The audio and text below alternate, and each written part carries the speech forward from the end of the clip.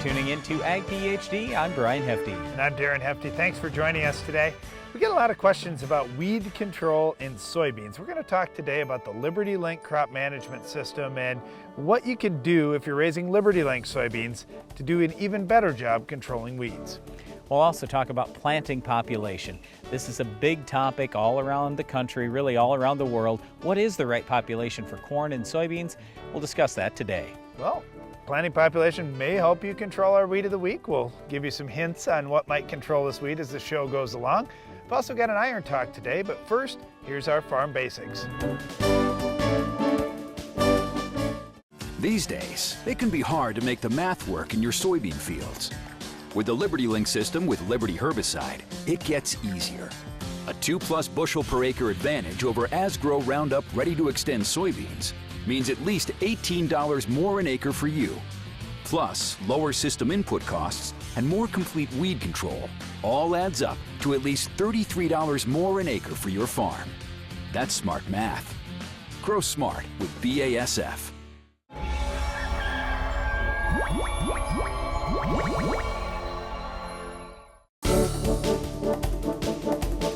As we roll into the late winter here at Ag PhD, we conduct a number of free Ag PhD winter workshops. Now, we've talked about this a few times here on the show about what we're going to discuss this winter, but we've got a number of these workshops left. We'd really encourage you to check out agphd.com and see the workshops in your area. We'd love to have you attend one of these. We talk about great agronomic practices that can help you on your farm. Well, it's been fun so far this winter because there are so many different ideas out there about how are we going to trim costs and still do a great job at controlling resistant weeds, resistant pests, getting our nutrient balance just right without breaking the bank. And it's been fun working through what the return on investment will be for the 2019 crop because it's different on so many of these inputs than it was for last year. Well, the other thing that we're going to be doing this winter is we'll be at Commodity Classic, and we would encourage you to attend Commodity Classic. It's a great event. This year it's in Orlando. Darren and I are going to be speaking down at Commodity Classic once again this year, talking about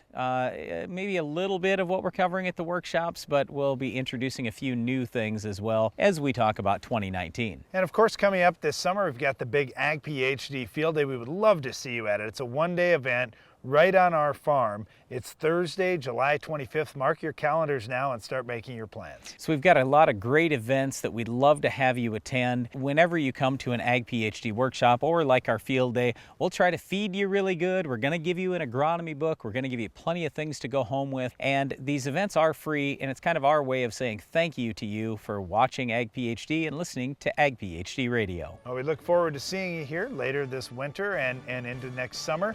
One of the topics that we may discuss is controlling a tough weed like our weed of the week. Tillage doesn't work. That's your first hint. We'll show you what does work later in the show.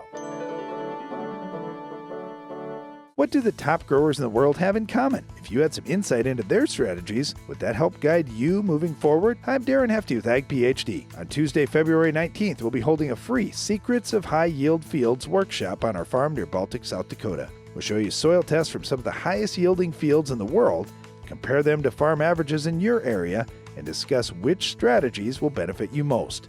Attend the Ag PhD Secrets of High Yield Fields workshop. Register today at agphd.com. Do you feel like there's never enough time to get everything done before planting? The window for spring work is quick and unforgiving. Give yourself the upper hand with the ProTill High Performance High Speed Disc. More and more farmers agree the ProTill is the right tool for springfield conditions and heavy residue management. Zero maintenance bearings, independent disc technology, oversized pins and bushings allow the ProTill to handle whatever field or conditions you can throw at it. Degelman High Performance Equipment. Ideal for herbicide applications, the ultra-low drifts large air-inducted droplets were designed to eliminate driftable fines without sacrificing coverage. Its thick three-dimensional pattern creates multiple angles for the spray to cover the target. Hypro, helping you spray better.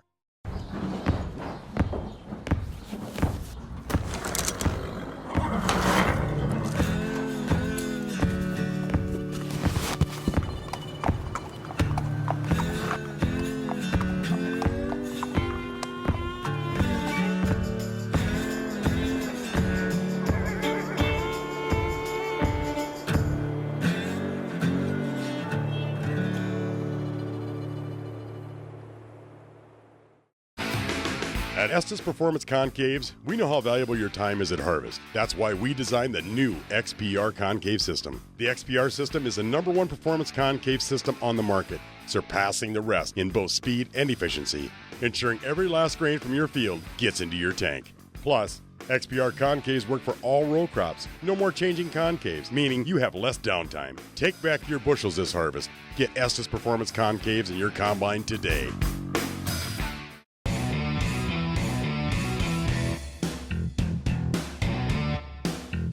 Leading the charge in strip tillage for more than a decade, the Soil Warrior brings the future to your farm today.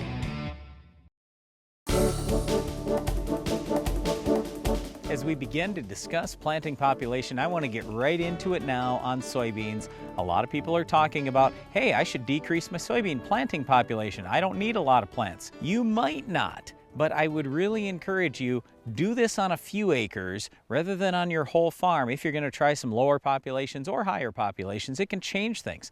Weed control is the #1 thing I think about. If we have a very low planting population with either corn or soybeans, you're going to find more weeds out there. So if you're having a problem already with weeds and you're going to a lower planting population, you're really going to need to step up your herbicide program. Here's the problem, Brian. We see so many growers look at, well, hey, this guy that got really high yields, here's what he did. I'm going to take one aspect from his recipe and do that.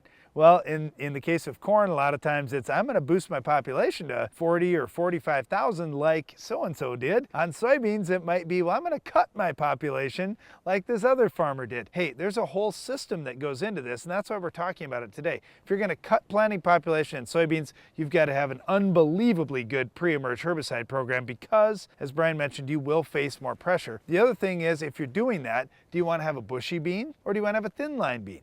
Well, you might want to have a bean that has some decent branching to it if you're going to go at a low population like that. Yeah, so then you can end up with more crop canopy basically. Now, if we're talking white mold, cutting planting population would only be a tiny part of it. We were just discussing white mold last week on the show, and we've had a big issue with this on our farm. We've tried planting populations down at around 100,000 plants per acre, still had all kinds of white mold. So that is not the total answer. Can it help a little bit? Yes. But what you do want to do, like with white mold, we might be talking about, hey, maybe we need a thin line bean and try to let a whole bunch of more air through there. But on the other side, we're going to have more weed issues. So there are always these trade-offs that we're talking about. Over the years, we've actually found higher planting populations typically are better in soybeans. You get more yield, but you have to look at the economics. Now that beans cost as much as they do, you can't really afford to put out 250,000 seeds per acre anymore. And if you have a problem like white mold, well, you probably don't want a heavy plant population there anyway. The other thing, if you're going to be planting a lower population, singulating that seed out is so important. If you can get the seeds spaced perfectly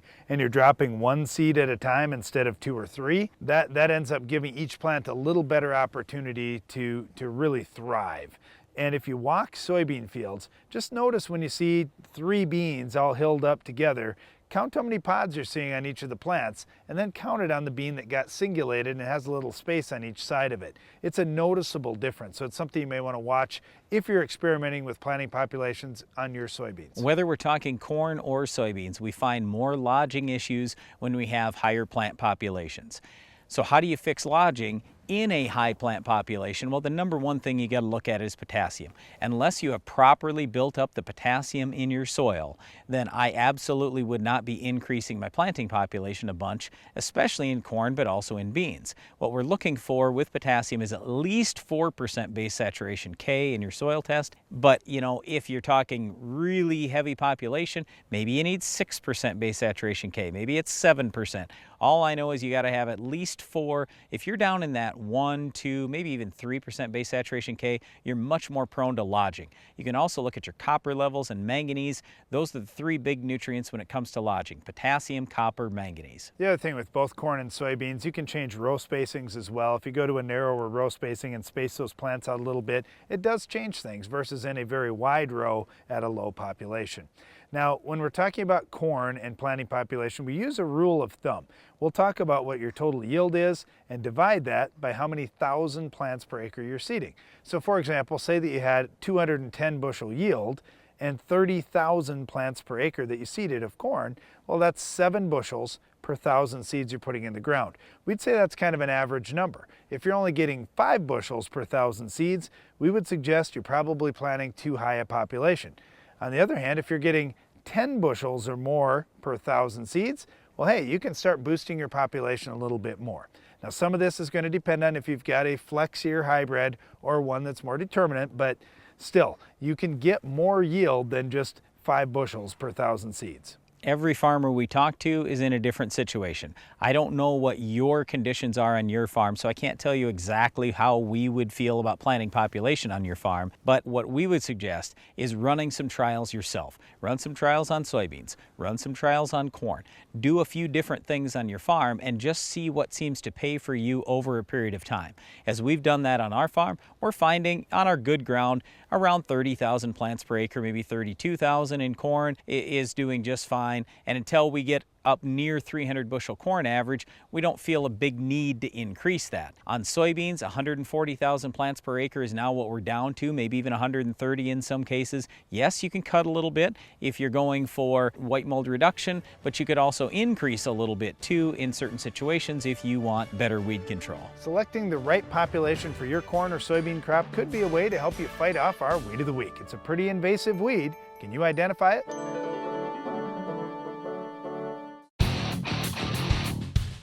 And how about the big man, Pro Germinator?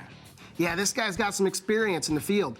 But look at his stats. You can't argue with those kind of results. You're right. I know a lot of teams wishing their phosphorus player had those kind of numbers. Right, but this guy's not just phosphorus. He's got the nitrogen, the potassium, the micros. All those just add up to his phosphorus game. And his game is good.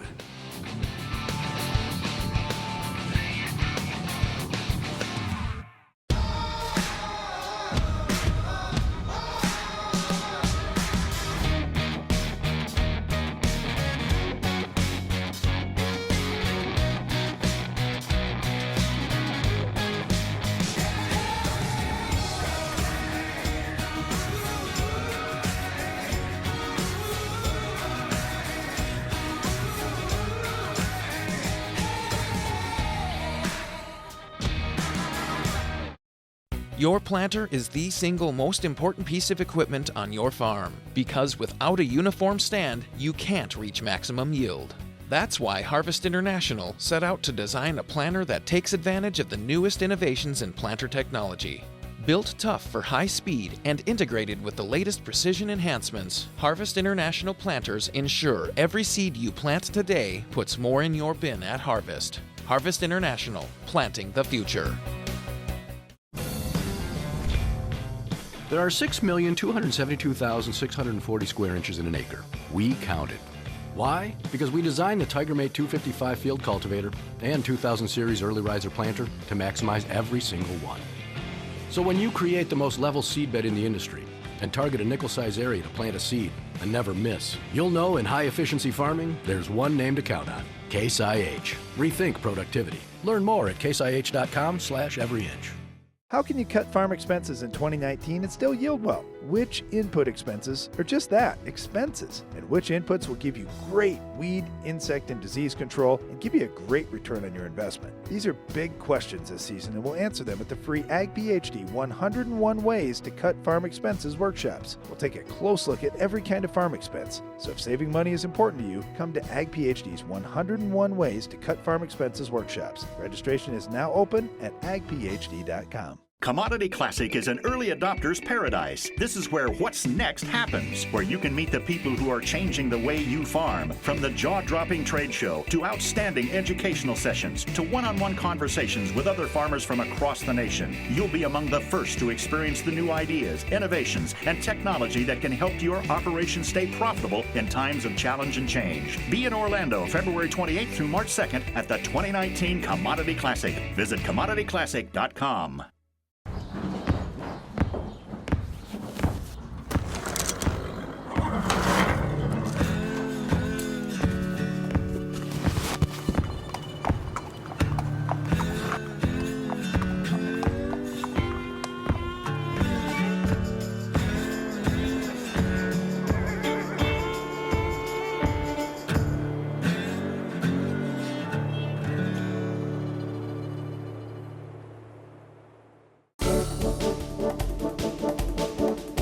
Because of all the questions with the Roundup Ready to Extend system, a lot of farmers are going Liberty Link soybeans as we move into 2019. So today we wanted to talk a little about how to best manage Liberty Link soybeans. All right, first of all, we're not giving an endorsement here. It's not, oh boy, everybody should switch to Liberty. There's other systems that'll work just fine. But we want you, if you are going with Liberty Link soybeans or are considering it, there are a few keys here that you can do that'll make success that much easier for you to get. The first would be starting with a great pre-emerge herbicide program. Our 3-pre strategy, where we use 3 different modes of action pre-emerge, takes out a huge majority of the weeds. Now you don't have so many weeds to fight, and now Liberty can be much more effective. Yep, one of our concerns with Liberty is it's just one mode of action, just like with Roundup. Only one mode of action. So if you've only got that and you say, well, you know what, I don't want to do a pre, what do you think is going to happen in a short amount of time if you do Liberty followed by Liberty? You don't have anything else out there controlling those weeds. So we'd really encourage you 3 pre-emerge herbicides, 3 different modes of action, then you're in good shape talking post going with Liberty. Then of course variety selection. If you're switching from Extend or switching from Roundup or conventional to Liberty, you're dealing with new varieties to you. There are some really good varieties in Liberty Link. There are some high yielding varieties. There's some good defensive varieties too for those tough acres. Make sure you're doing a good job picking those varieties out and vet those varieties well. There's lots of yield data out there on Liberty Link soybean varieties. Like we always say though, don't just plant 1 or 2. Plant several different varieties on your farm. Spread your risk a little bit, spread maturity a little bit, plant different varieties, some different genetics. That's usually a good idea. All right, now let's talk about the weed control in crop. When we think about Liberty, that's why you're switching, right? You want to have that herbicide that you can spray, doesn't have a lot of volatility concerns or any of those types of things, but it is different. When you're putting Liberty out, it's a contact herbicide. It doesn't move down into the root system like Roundup can. So we need to use a little bit more water and a little smaller spray droplet to get better coverage. Yeah, I actually really like using Liberty because it's kind of the way we always used to talk about herbicides, where we want small spray droplets, fantastic coverage, maybe a little bit more water. But if you do those things, that's what's going to make Liberty work. You don't have to worry so much about the drift and the off-target movement. It's not going to volatilize like dicamba or anything like that. So it's a kind of standard old herbicide that works phenomenally well if we get great coverage. The other thing is the use rate with Liberty. Typically we'll use at least 32 ounces. You can go up to 43 ounces. And I know there's some differences depending on which crop you're in and what part of the country and so forth. But at 32 ounces, you've got a pretty nice rate of Liberty. It's going to control weeds up to 4 to 6 inches tall if you get out there and can get good coverage on them. I love it though, Darren, that you said 4 to 6 inches tall, because if you let weeds get that big, you've already lost yield. So yes, we can get a few weeds that are that big, but don't let all your weeds get that tall. Kill them when they're an inch or 2 tall. Now you're going to have the best yield. A lot of farmers who have used the Liberty Link system for a long time would say, well, I just mark it on my calendar, I plant the beans, 28 days later I'm coming back and spraying. Some farmers would say even 21 days later they're coming back and spraying the Liberty, and then mark the calendar again and come back with another timely application later with 2 shots of Liberty. You're going to normally do a pretty good job if you've got that good pre-emerge herbicide as well. The great thing about Liberty is there's no cutoff date, so you don't have to worry about that. Yes, you're going to need to be done spraying by early flower, just like you would with a lot of other herbicides in soybeans, but still, you don't have to worry so much about the drift and off target movement like you do with some other herbicides. This is a great product, and currently there are no resistant weeds to Liberty. The other thing to consider is you could add a tank mix partner. We've seen some really good results adding Flex Star with the Liberty. It gets pretty hot, but it really does work well on the weeds. And don't forget a volunteer corn herbicide. So many of the corn hybrids now have tolerance to Liberty and Roundup. Even if you're not planting those hybrids, your neighbors are, and there's pollen moving around. So you're going to have some plants in your field that may be resistant to Liberty. So make sure you're adding in that volunteer corn herbicide as well. We're lucky today because there are a lot of great systems out there. We love Extend. We also love Liberty. You just have to manage the Liberty system a little bit differently than the other herbicide systems that you may have been used to in the past. Hey, last comment I got, Brian, use ammonium sulfate with Liberty. You can't use it with Extend and the dicamba products, but 3 pounds per acre of ammonium sulfate with Liberty works awesome, and you don't need any surfactants. Liberty already has a full surfactant load in it. Yep, so spray when the weather's warm and nice. When the weeds are small, use ammonium sulfate. Liberty's going to work great for you. Well, one weed that it may not do the best job on is our Weed of the Week. We'll show you what will control it coming up next. The Weed of the Week is brought to you by Corteva Agriscience, Agriculture Division of Dow DuPont. Finish the fight against tough weeds with the Enlist Weed Control System.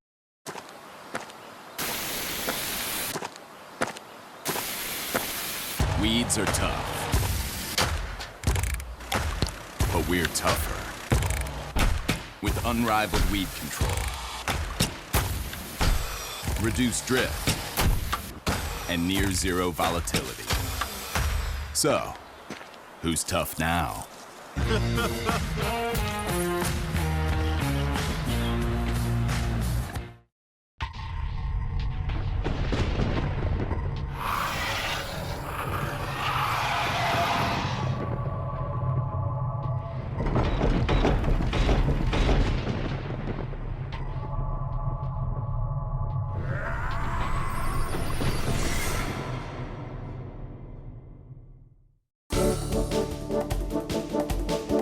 Our Weed of the Week is a tough perennial. It's meadow anemone. All right, first of all, you may say, wait a second, that's a wildflower, guys. Yeah, it is. It is, and it's kind of pretty and everything. That's nice. The problem with it is it doesn't behave.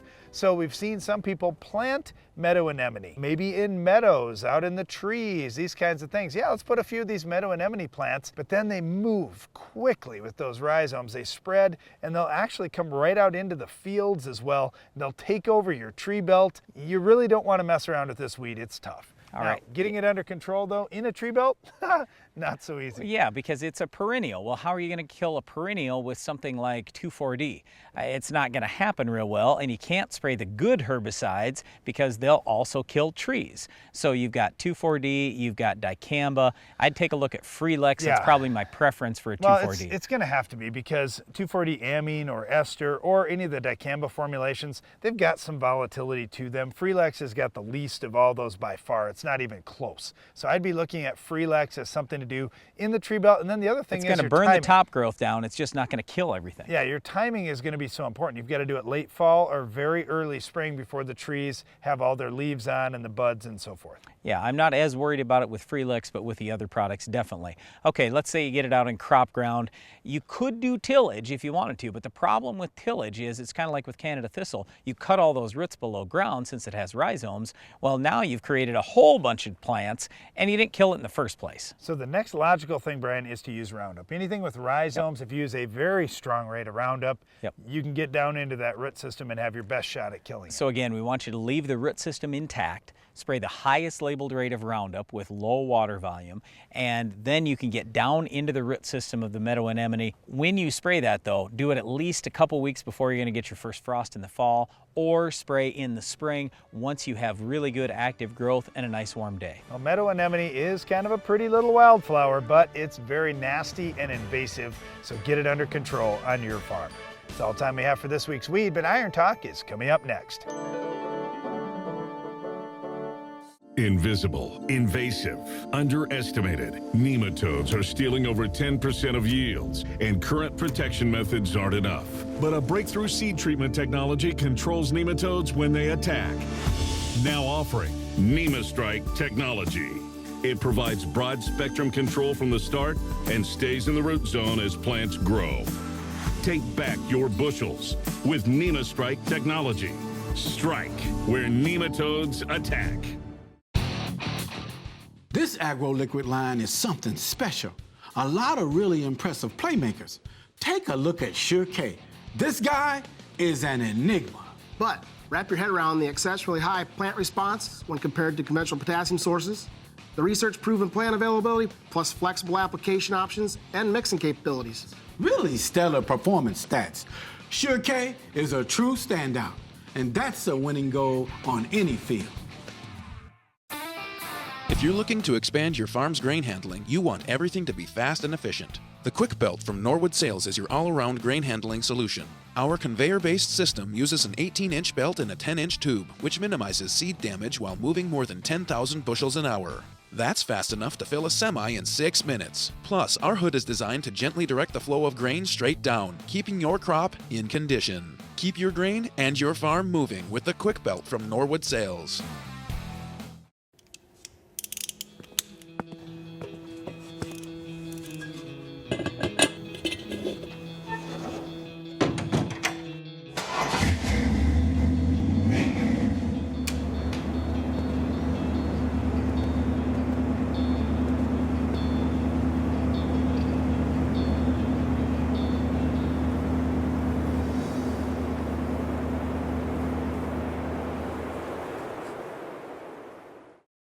you feel like there's never enough time to get everything done before planting? The window for spring work is quick and unforgiving. Give yourself the upper hand with the ProTill High Performance High Speed Disc. More and more farmers agree the ProTill is the right tool for springfield conditions and heavy residue management. Zero maintenance bearings, independent disc technology, oversized pins and bushings allow the ProTill to handle whatever field or conditions you can throw at it.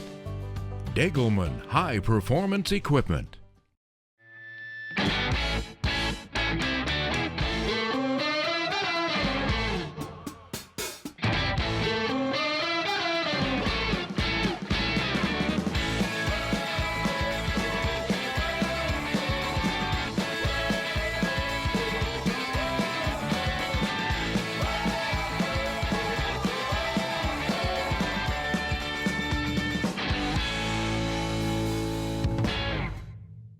Are you looking for an easy way to apply dry powdered products to your stored grain? Do you want to use the applicator recommended by industry leaders for products like Diacon D and other dry powder products? Changing Time CT applicators successfully apply a diversity of products quickly, easily, and accurately. The innovative CT applicators are designed to give you the most accurate application of products such as talc, inoculants, fertilizers, and other dry products. For commercial use or on the farm, you need the applicator industry leaders are using. CT applicators for the changing times.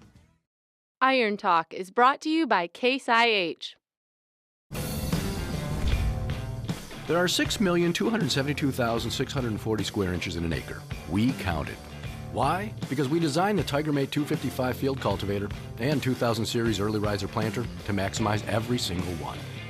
So when you create the most level seedbed in the industry and target a nickel-size area to plant a seed and never miss, you'll know in high-efficiency farming, there's one name to count on. Case IH. Rethink productivity. Learn more at caseih.com/everyinch.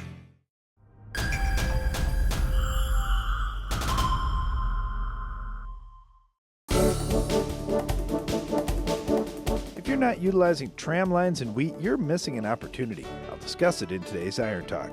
Think about how many times a season you're actually driving through your wheat crop. To avoid making extra trips, are you trying to do everything in one pass, even though the timing is way off? Some guys will put off spraying their herbicide, waiting as long as they can to see if bugs become a problem, or even to wait until it's time to spray a fungicide. Then they mix it all together and use tips that really only work for one of those products that they're trying to spray. Now think about what you could do with tram lines when spraying in season becomes easy. You'd likely make a couple of passes with weed control because it'd make you money if weeds were a problem. Maybe another pass with a fungicide which has a proven track record of protecting yield, and another one with an insecticide if a bug outbreak occurs. You might even do that foliar treatment you've been thinking of if you're watching your fields for nutrient uptake. Sure, you could hire an airplane to do that right now, and they could do a nice job for you in most cases. However, with today's economics, tram lines gives you the best chance to do those things yourself and to save on application expenses. Having the option to do these types of applications yourself allows you to do them exactly when you need to and not have to wait. Tram lines make life easier and give you a much better chance to intensively manage your crops. That's why the tram line feature on our drill was an option we didn't want to go without. That's all for today's Iron Talk, and now back to the show. That's all the time we have for our show today, but before we go, we want to invite you to tune in to the Ag PhD radio show. We're on Sirius XM channel 147 at 2 p.m. Central each weekday. And don't miss the next Ag PhD TV show. We'll have another Weed of the Week, Farm Basics, Iron Talk, and a whole lot more. I'm Darren Hefty. And I'm Brian Hefty. Thanks for watching Ag PhD.